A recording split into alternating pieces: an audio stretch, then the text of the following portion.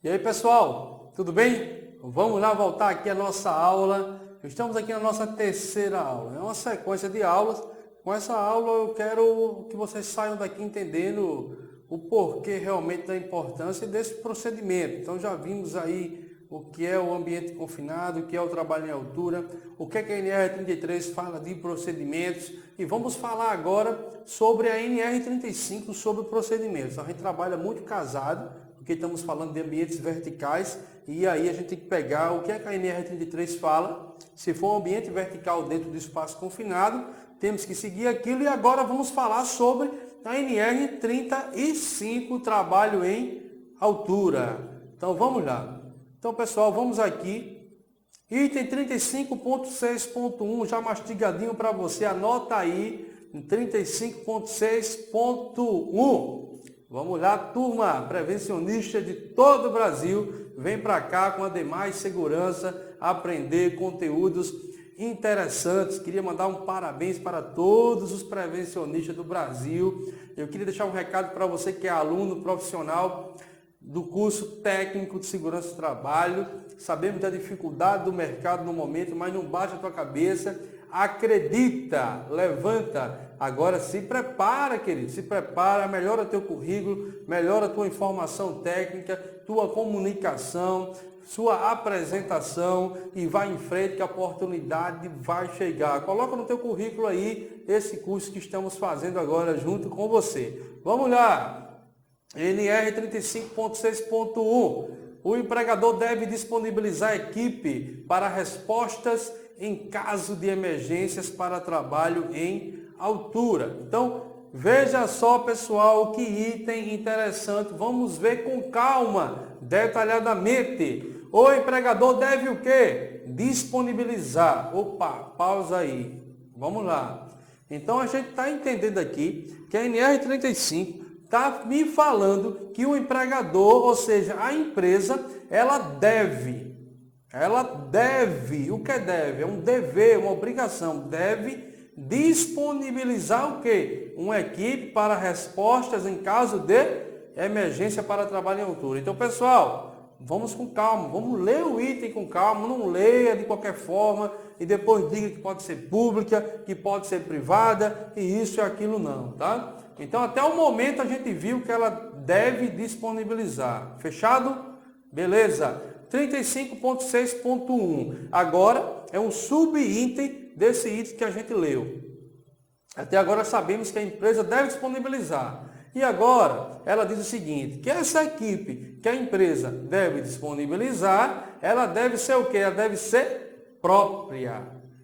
Ela pode, né? Ela pode ser própria, mas ela também pode ser externa ou composta pelos próprios trabalhadores que executam o trabalho em altura, em função das características das atividades. Opa, espera aí. Então vamos entender isso aqui. Eu já sei que a empresa deve disponibilizar a equipe para a resposta em caso de emergência. É um fato, ela deve disponibilizar. Segundo ponto, ela diz que essa equipe ela pode ser própria, ou seja, ela pode montar uma equipe de emergência, mas ela diz também que pode ser externa. Nesse item não está dizendo que externa é pública, mas está dizendo que pode ser externa. Eu entendo aqui que pode ser uma empresa privada, uma empresa especializada em resgate, e quando eu tenho uma atividade eu conto com ela, eu contrato para aquela atividade. Enfim, tá? Vamos lá, vamos ver o que a norma está falando. No item da NR33 falava que tinha que ter um procedimento de acionar a equipe pública, mas na NR35 até o momento fala que a equipe pode ser própria, ela pode ser externa ou ela pode ser composta pelos próprios trabalhadores, ou seja, vamos lá, eu posso ter uma equipe de emergência formada, eu posso contratar uma empresa terceira, eu posso também aproveitar meus trabalhadores e fazer uma capacitação para eles, aqueles que executam o trabalho em altura, em função das características das atividades. Ou seja, o cara não vai ser um resgatista completo, mas ele pode ser um resgatista naquele tipo de atividade que ele executa. Preparar ele para aquelas atividades que tem dentro da empresa. Estão entendendo, queridos? Então, veja só, a gente está polemizando um pouco a questão da pública ou privada aqui. É para polemizar mesmo. Então, vamos entender mais. Gente, Se o item mãe ou pai, como queiram falar, que é o 36, esse aqui de cima, 35.6.1, está falando que o empregador deve disponibilizar equipe de resposta em caso de emergência. E no item subitem dela está dizendo que pode ser própria, externa ou composta pelos próprios trabalhadores. Quando eu considero essa externa uma equipe pública, será se eu estou cumprindo esse item? Ou seja, será se eu estou disponibilizando uma equipe para a minha empresa quando eu conto com a pública? Cara, claramente que não. Quando eu conto com a pública, quem está disponibilizando é o governo, é a sociedade, não é o empregador. No mínimo eu entenderia se no mínimo na hora da atividade ele conseguisse entrar em contato com a pública e a pública estivesse dentro da empresa dele lá, como acontecia antigamente. Antigamente tinha empresas que tinham empresa pública, bombeiros prestando serviço, como o caso da Petrobras, que hoje tem acabado com isso, que realmente não tem nada a ver, tá certo? Mas, ou seja, uma pública não é o empregador que disponibiliza. Uma pública não é o empregador. Então, esse item fica, no mínimo, ele fica passível de interpretações diferentes e de autuações. Principalmente se acontecer um acidente e o bombeiro não chegar no tempo correto e o cara morrer dentro da sua empresa. Primeira coisa que o Ministério do Trabalho vai falar é o seguinte: olha, você disponibilizou a equipe de emergência? Não, eu contei com a pública, sim, mas ela não estava disponível. Ela não estava disponível naquele momento.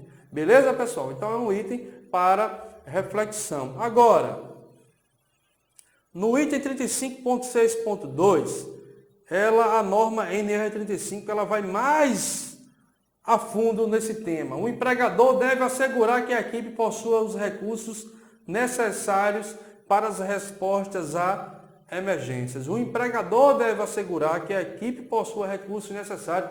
Que recursos são esses? Basicamente, capacitação e equipamentos, estrutura, para que a equipe possa fazer um atendimento à emergência conforme necessidade. Eu te pergunto, alguns corpos de bombeiros do interior, de alguma cidade do interior, elas não têm separado. E a gente viu aqui uma foto que ilustra bem esse tipo de atividade, tá? Que eu peguei aqui na internet, aqui, ó. Ao corpo de bombeiro aqui resgatando uma vítima. Que estrutura é essa para espaço confinado, gente? Não tem. Então, quando eu conto com um corpo de bombeiros ou uma equipe, eu não estou menosprezando, tá? Se tem algum bombeiro nos assistindo, eu quero lhe dar os parabéns, tá? Porque uma equipe qualificada, capacitada, merece todo o respeito. Mas a gente está falando aqui de uma coisa chamada tempo-resposta. A empresa deve disponibilizar essa equipe de emergência. Está aqui no item aqui 35.6.1. Eu bem queria se o Corpo de Bombeiro tivesse pessoas suficientes para estar em todas as empresas, para ter um tempo de resposta legal. É uma equipe altamente preparada. Mas às vezes a gente sabe que alguns corpos de bombeiros do interior, cidades mais distantes, que não têm um investimento, está distante da mídia, então não há muita cobrança e não chega o recurso para o profissional, ele trabalhar como ele deve e às vezes ele precisa arriscar a sua própria vida. Então é isso que eu estou falando aqui nesse item. Então, um grande abraço aos bombeiros. Então, queridos, estamos aqui, então a gente não assegura. Então, o empregador, além de disponibilizar, ele deve assegurar que a equipe possui os recursos necessários. E algumas empresas fazem só o treinamento e não tem recurso nenhum. Então também não adianta muita coisa. É melhor você terceirizar esse serviço, tá certo? As ações de resposta às emergências que envolvam o trabalho em altura devem constar no plano de emergência da empresa. Então a mesma coisa no espaço confinado. No plano de emergência tem que estar constando todo o procedimento de resgate. Agora aqui o que eu quero estar falando para vocês, que existe um plano de emergência, tá?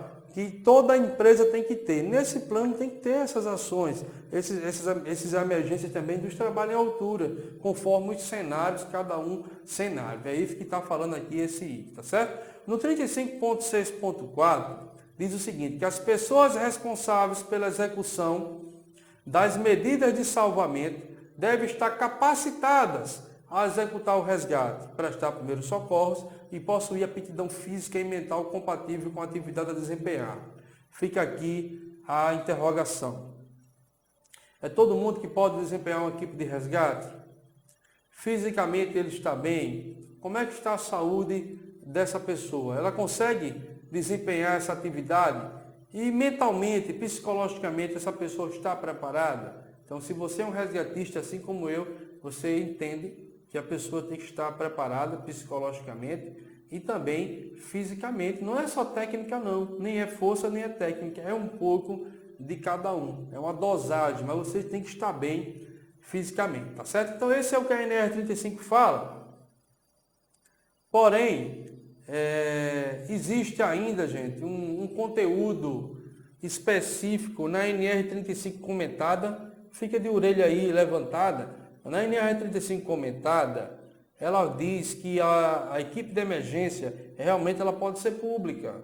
Mas só que não é a NR comentada que fala, é o comentário que fizeram desse item que lemos aqui na NR.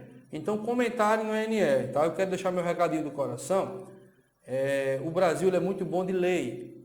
Bancada tripartite, fecha as normas, tem que ter equipe de emergência, mas depois viu que os empregadores iam ter dificuldades para implantar esse item e os empregadores começam a se levantar. E aí sai um comentário daquele dizendo que pode ser pública ou privada, mas é um comentário. Mas vimos aqui na NR35 que a empresa deve disponibilizar. Deve disponibilizar. A empresa deve. É como que a gente ganhasse um item legal e depois colocasse uma marcha ré. É uma ré, né? Uma ré. Colocou. A gente avançou, viu que as empresas não queriam fazer, colocou uma resinha, coloca um comentário, pode ser público ou privado. Então vamos deixar dessas coisas. Se você é um consultor, orienta a empresa de ter essa equipe. Porque se tiver um acidente fatal, você não disponibilizou a equipe. Se contou com o público chegou atrasado, ou chegou sem recurso, ou demorou muito a chegar e o cara morreu, a responsabilidade, segundo interpretação dessas normas, será do empregador. Ok? Agora, para encerrar,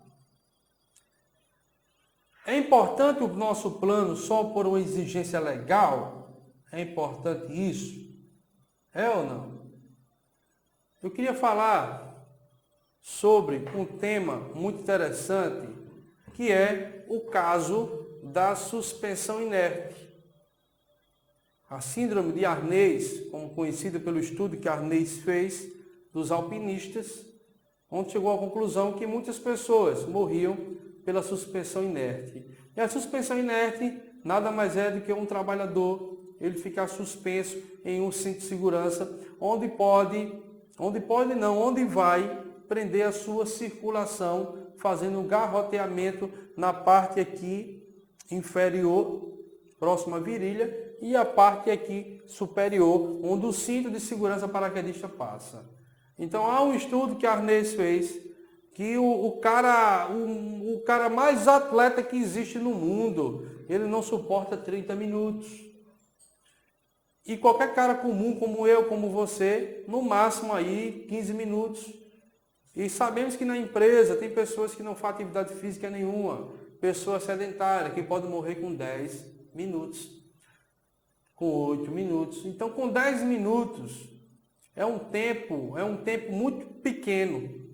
É um tempo muito pequeno para uma equipe de resposta à emergência chegar e atuar. Por isso que as normas pedem, pessoal, que tenha tudo pronto, a equipe conforme cenário, sabendo o que vai fazer, a equipe comunicada, a equipe de plantão. Eu queria dizer para você que está me assistindo agora, que há uma importância muito grande ter um plano, ter um procedimento. Você precisa saber dessa importância, porque se teu trabalhador cai, mesmo ele usando o cinto, ele não caindo lá embaixo no nível inferior, ele ficando suspenso. Você pensa que ele está salvo e ele não está, porque ele precisa que a equipe de salvamento retire ele dali uma resposta rápida, porque senão ele vai morrer da mesma forma. Ok, pessoal? Quero agradecer a todos vocês que participaram, pelo menos até agora, desses 3 vídeos.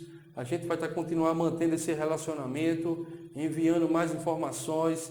Eu quero agradecer primeiramente a Deus por ter nos ajudado a estar aqui gravando essa videoaula, está dando essa sabedoria de estar mexendo com essa tecnologia, tá? Que muitos não têm essa condição. Queria agradecer a cada uma pessoa que nos segue nas nossas redes sociais, no nosso canal do YouTube. Queria agradecer e queria pedir a Deus que abençoe cada um de vocês, principalmente aquelas pessoas que estão aqui desempregadas, aquelas pessoas que estão se preparando para uma nova profissão, que Deus possa direcionar, mas que vocês possam continuar estudando, continuar se capacitando e continuar se ajudando. Eu queria deixar um recado para vocês: sejam humildes, sejam unidos, a categoria precisa se unir. Tá? Alguns querem ser melhor do que o outro. Você não precisa disso, você precisa ser apenas melhor do que você era há algum tempo atrás. Você precisa andar conforme a qualidade, sempre na melhoria contínua, tá certo? Espero ter ajudado com vocês. Fiquem com Deus, curta a nossa fanpage, faça a inscrição no nosso canal do YouTube, faça a inscrição, seu cadastro